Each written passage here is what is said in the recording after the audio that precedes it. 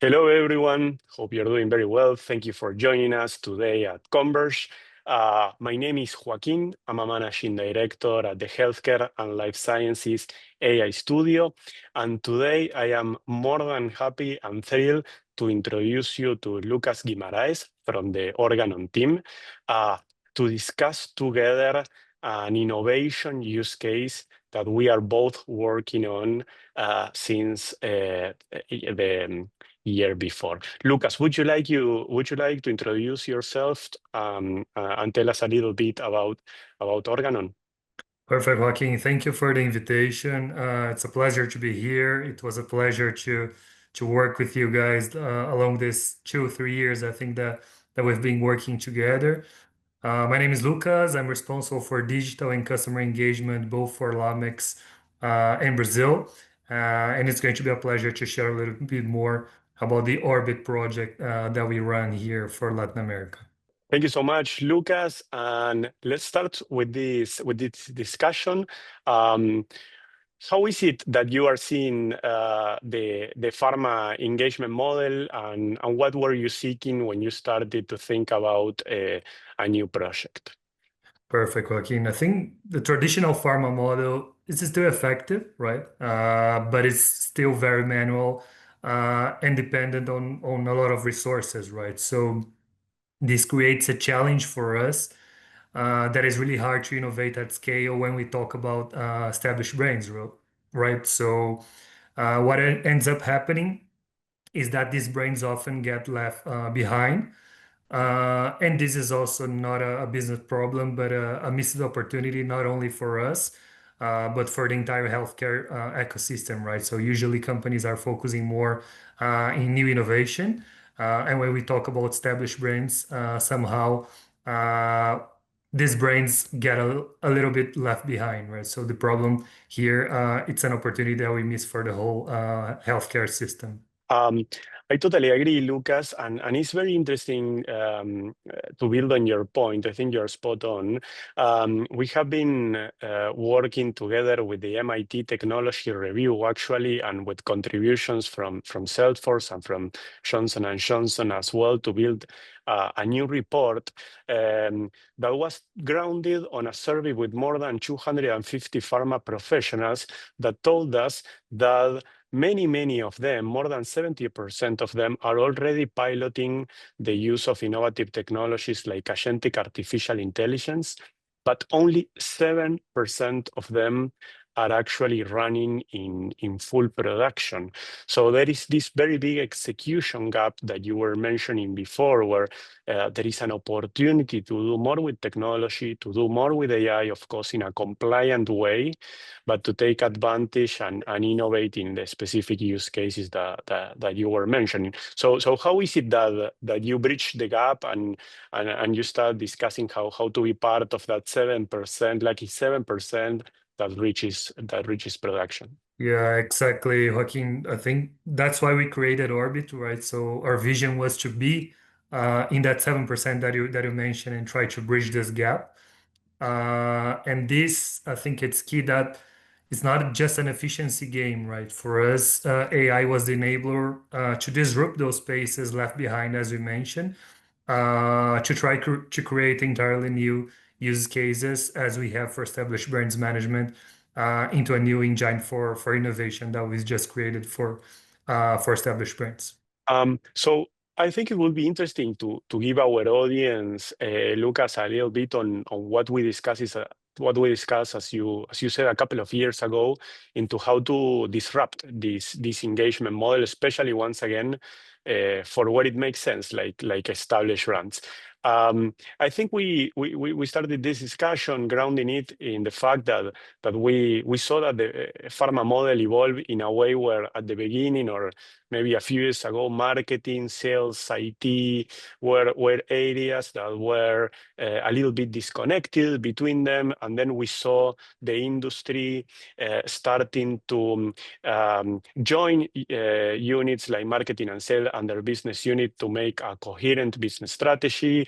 we saw medical and access area gaining a lot of significance in terms of people, budget, priority, and same for areas like digital IT and commercial excellence.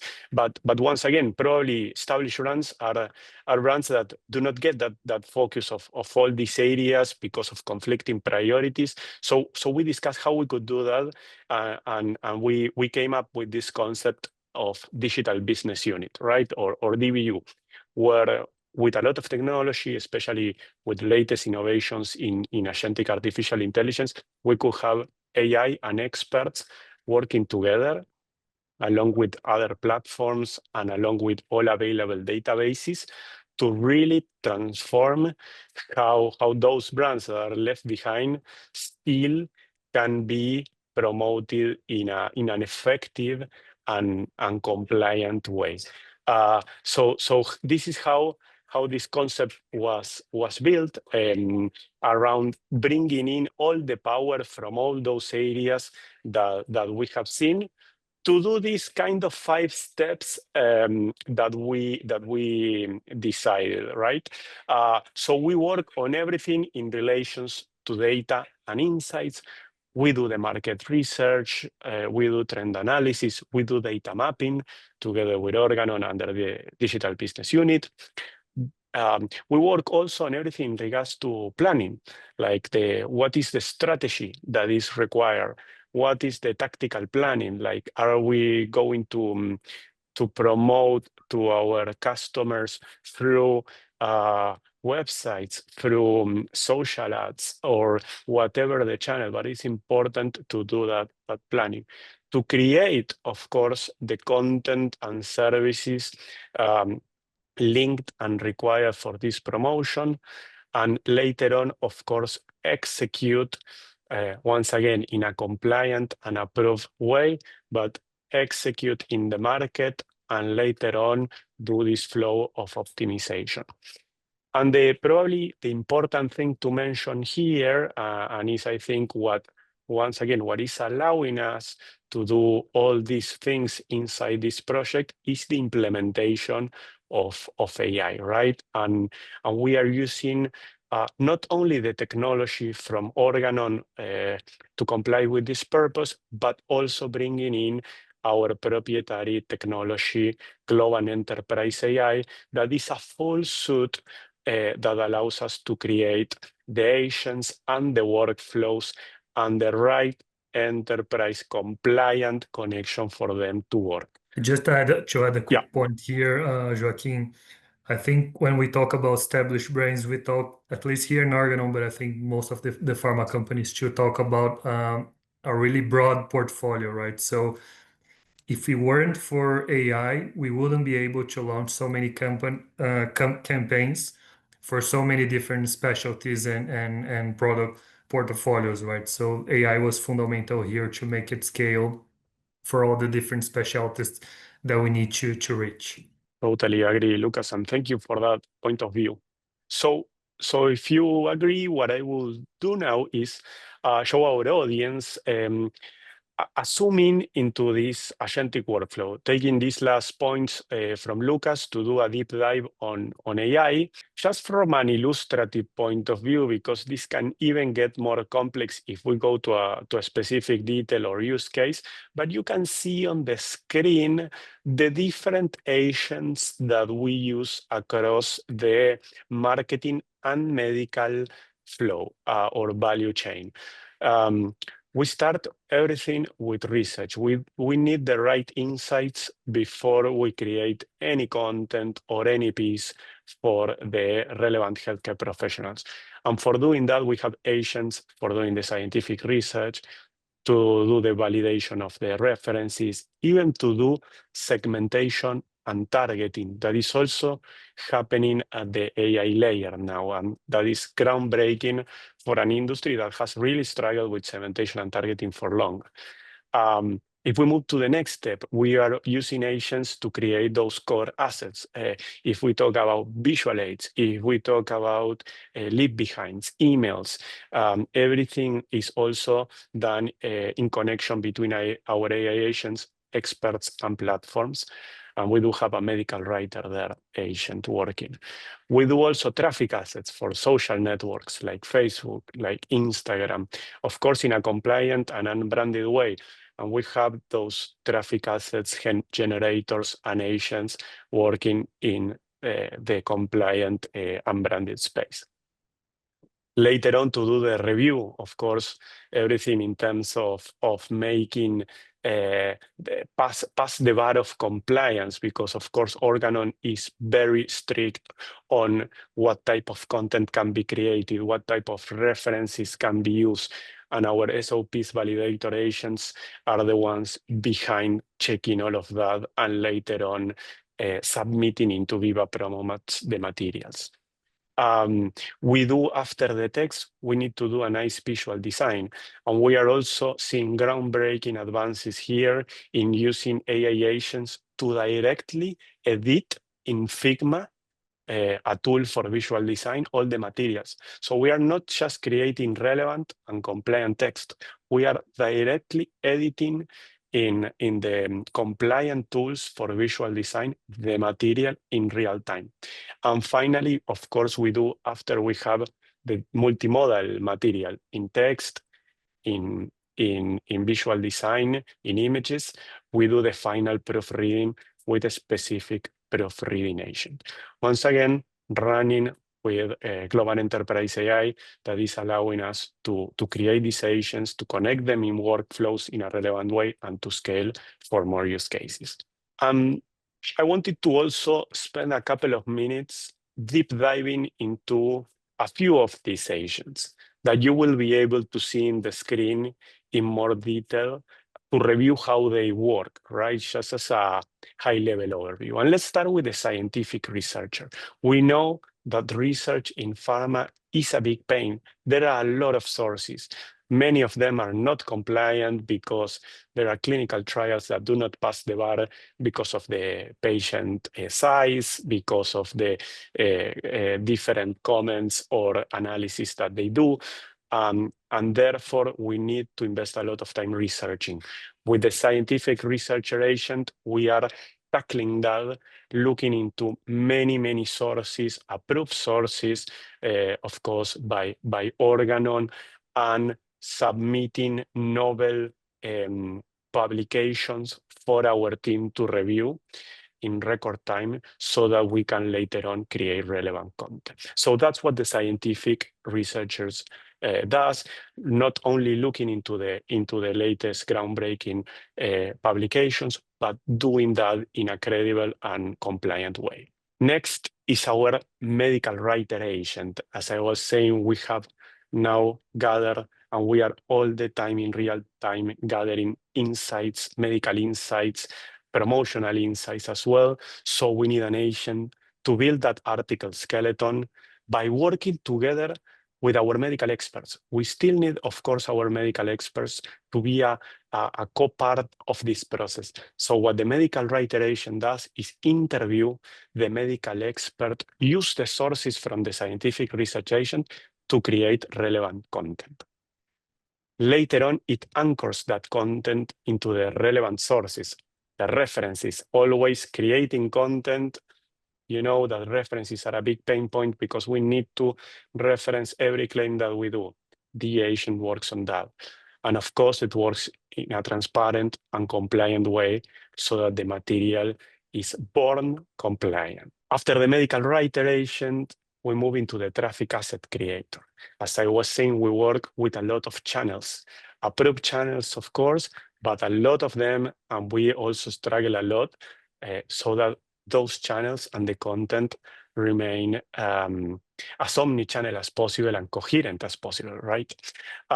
So this agent turns that core content created by the medical writer experts and the medical writer agent into channel-ready assets that can be consumed by these different platforms.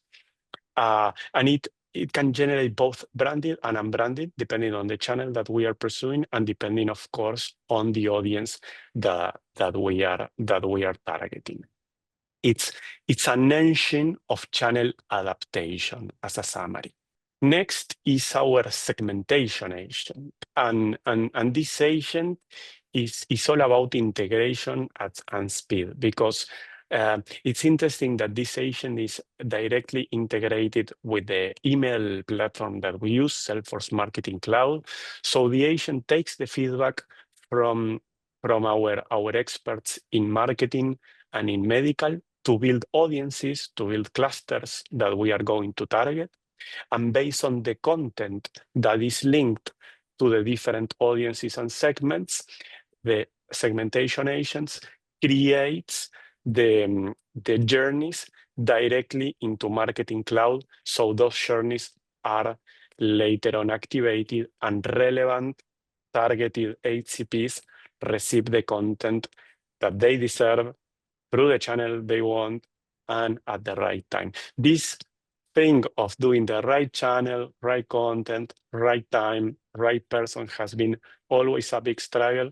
And as you can see with Organon, we are solving that issue at speed and in a compliant way through the use of these agents. And let me finish with this last deep dive, that is the agentic email design flow. And you know that emails are important, but they are also a big pain in terms of manual work. So this flow solves this last manual bottleneck, design and export. It's also based on two agents, one agent that lives inside Figma, that reads the brief and automatically builds all the email variants from our approved templates. And then a second agent exports those approved designs directly to Salesforce as an HTML directly designed for consume. So agents do the work and our experts approve. Lucas, how do you see this complete and comprehensive flow of technology and AI agents, and the combination of also the experts and technology working for you, working for your case, and working on your ambition? I mean, from your presentation, Joaquin, I think it's really clear the value for our team is really high. So the team now can spend more time on high value strategy and final approval, not only on manual and repetitive rework that we have through all this flow that Joaquin has just shown us.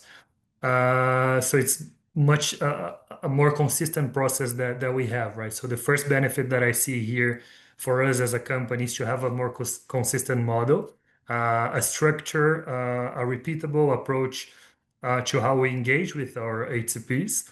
The second one is the possibility that we had to expand our reach and presence in the country, so allowing us to engage with HCPs that we couldn't engage before because we didn't have the hands to do so.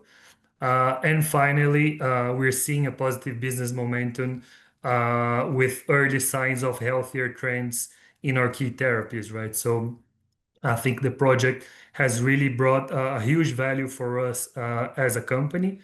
And moving to the last message here, we talked a lot about efficiencies, right? If you can go to the next slide, Joaquin, thank you.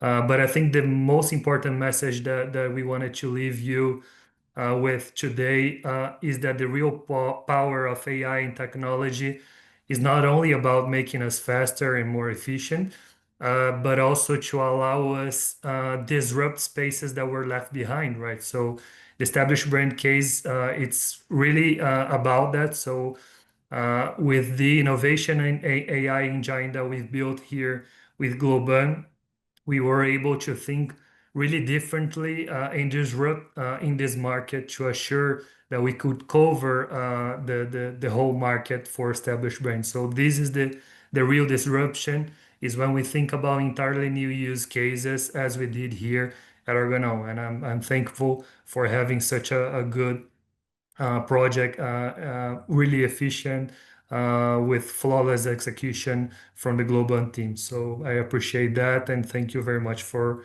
inviting us here today to share about our story, Joaquin. Thank you, Lucas, and the whole Organon team at Globant. We are more than happy to be working as a partner to your ambition. And as you show, AI can really disrupt new use cases, not only as an efficiency game, but really allowing us to do things that were unthinkable of just a couple of years ago. So thank you for being at the forefront of this innovation. Thank you for being the ones that are at the 7% of that use cases in production.